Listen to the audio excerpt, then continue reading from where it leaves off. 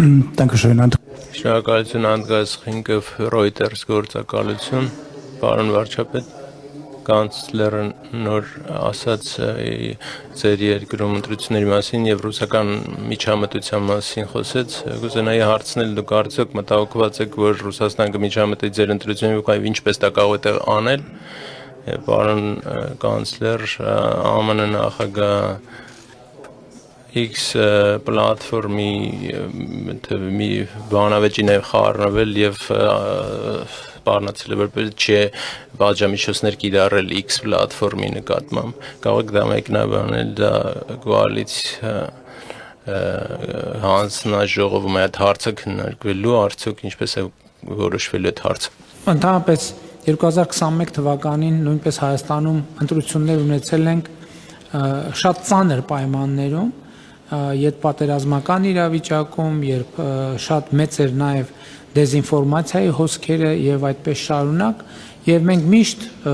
դրանից առաջ էլ դրանից հետո էլ մի գործիք ունենք, որի վրա հույս ենք դնում, եւ այդ գործիքը ժողովրդի հետ ակտիվ երկխոսությունն է,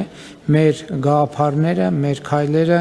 մեր ծրագրերը ակտիվ ներկայացնելը, որպեսզի Հայաստանի Հանրապետության քաղաքացիները ուղիղ մեզնից լսեն, թե մենք ինչ ենք անում եւ ինչի համար ենք անում, որովհետեւ մեր տարածաշրջանը եւ մեր երկիրը իսկապես պատմական փոփոխությունների մի ժամանակաշրջանում է եւ այդ փոփոխությունները իրոք շատ խորը պատմական կոնտեքստ ունեն, երբեմն բոլոր նրբությունները եւ առանձնահատկությունները չէ, որ տեսանելի են առաջին հայացքից եւ հեշտ ընկալելի եւ այդ առումով մենք բոլոր տեղեկատվական եւ այլ կարգի սպառնալիքների հանդիման առաջին գործիքը համարում ենք ժողովրդավարական դիմադրողականության բարձրացումը, իսկ դրա համար մենք մի հուսալի միջոց գիտենք, դա մեր ժողովրդի հետ ակտիվ երկխոսությունն է, ակտիվ խոսակցությունը, ակտիվ շփումը եւ զանգվածային լրատվության միջոցներով եւ սոցիալական ցանցերով եւ նաեւ անմիջական շփումներով, որը մենք բարբերաբար ունենք մեր ժողովրդի հետ եւ իհարկե առաջիկա շրջանում այդ նույն